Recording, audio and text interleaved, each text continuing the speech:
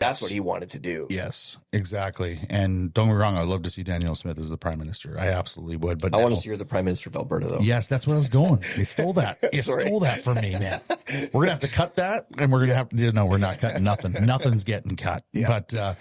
But the thing is all of this circling back, because you mentioned separatist. Yeah. Right. And people might think, oh, they went on a tangent about Canada. We just gave you every reason to be a separatist. Exactly. We just talked about it for the past half hour of why Alberta should not be in Canada anymore and cease to exist within Canada because of the hurt. We're tired of watching the 70-year-old greeter at Walmart. Yeah. Like that just pains me when I walk in, a 70-year-old man or woman sitting at Walmart, because we know why we're there. Right. The writing's on the wall. They're not there just because they need to make an income. Yep. We're tired of being, our vote stopping at the Manitoba-Ontario border. Yep. We're tired of liberals literally going after our oil and gas industry. And we have more than oil and gas here. They go after every industry in this province. They don't care about if it's oil and gas or agriculture. They attack the farmers. They attack banking, tourism. They attack whatever they want because they do not want this province to prosper. Because if Alberta prospers, Alberta is a superpower, and Alberta can demand things from the federal government. And it goes deeper than that. So, you and I were talking about before, we went on here. Where's Mark Carney right now? He's in China, and then where's he going right after this? World Economic Forum. Goes straight to the World Economic Forum. So if you have any understanding of the way the globalists work, you've seen the thing where during COVID, they had all these newscasters that were saying the exact same thing, in different countries and they're all saying the same thing. Well, it's because it's coming not from their prime minister or president. It's coming from higher than that. What's going to happen here in Alberta, and this is why this vote is so important. It's the most important vote for the entire planet for this decade, at least. Yep. And I'll tell you why. It's not because of what it's going to mean to Canada. It's what it means to the world. Because if we separate, if this happens, if we are successful with this referendum and making Alberta and hopefully Saskatchewan our own country, the world doesn't care what that does to Canada. The world cares what that does in terms of creating an example for everybody else of what you can do. That's right. When's the last time a new country formed? Was it the breakup of Czechoslovakia? Could have been. Okay. Yeah. Okay. But now, so it's not unprecedented to form a new country. What is unprecedented, though, is to take an area that is arguably the most resource-rich area on planet Earth, where those resources have been suppressed and stifled and muffled by everybody and their dog, and then you free them. Yeah. With a government that's going to do it a very different way that goes a total polar opposite to what the World Economic Forum wants. Yep.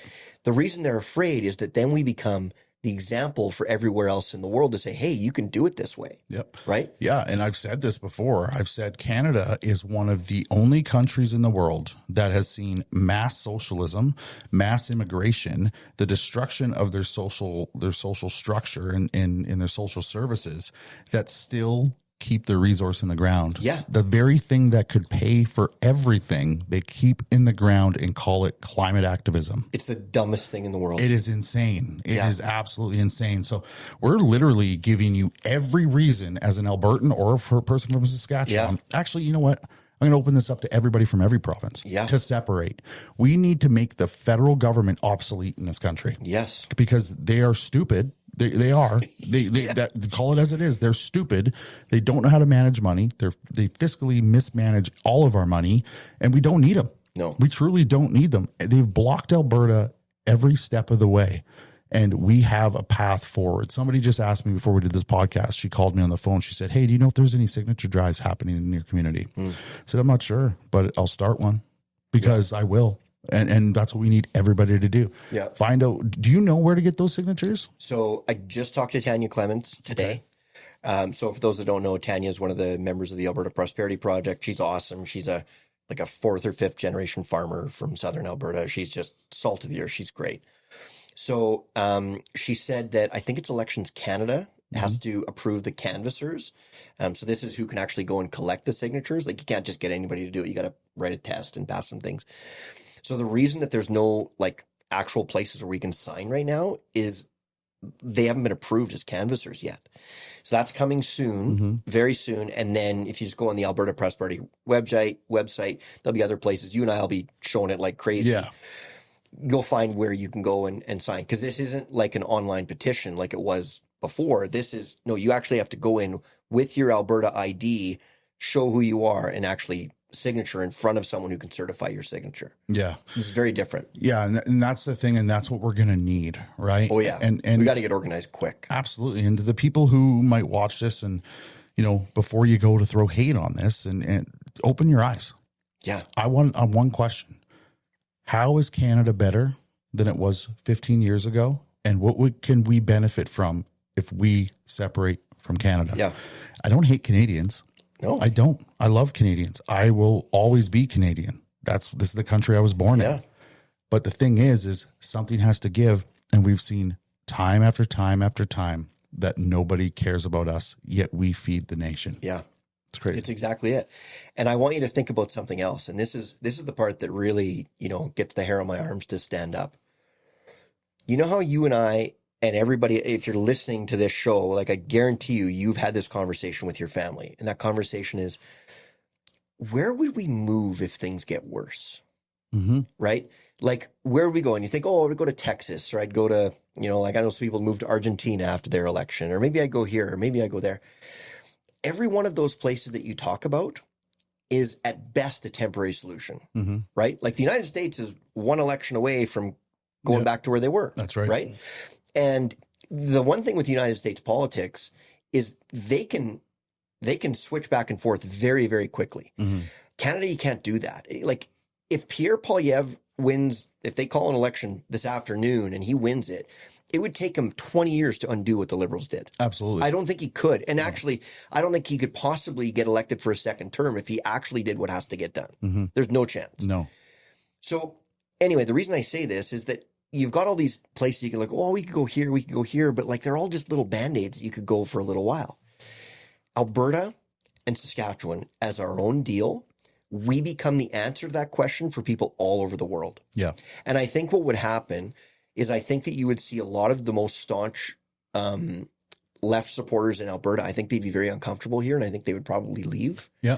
And I think what we'd also see is we'd see people like crazy from the rest of Canada go, oh, I'm going there. We've already seen it. I know you've seen it in your Yeah. comment sections. I have people that say, sign me up. Yeah. If you guys separate, I'm moving to Alberta. In a heartbeat. And that's what they want, Yeah. right? And I want to hit on this point too, because these comments are going to come. Yep. You're landlocked. You don't have resources. Well, I We're want already landlocked. Well, and this is it. We already are sitting in a place. So you think Canada's not going to buy our oil and gas? People don't know this. The propane in this country, the propane that people are burning in Quebec to heat their homes, because that does happen. They use propane, comes from Alberta. Yeah.